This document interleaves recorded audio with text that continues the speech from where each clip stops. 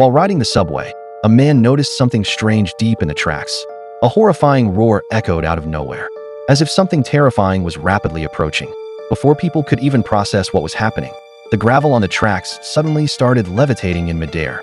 This eerie scene instantly made the man feel uneasy. However, by the time he wanted to run, it was too late. The people around him seemed to have seen something horrifying and started moving forward recklessly, one by one jumping off the platform. What was even more terrifying was that a train was speeding towards them. But instead of running away, these people calmly walked towards the train with serene expressions. Fortunately, at the critical moment, the man successfully dodged the impact. He then rushed to the school, only to find that the teacher had already been brutally killed.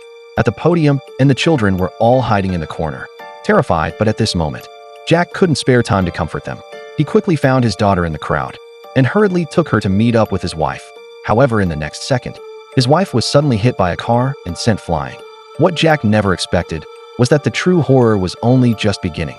After his wife's death, the father and daughter took refuge at home. But on the day of his daughter's birthday, a group of uninvited guests suddenly knocked on the door.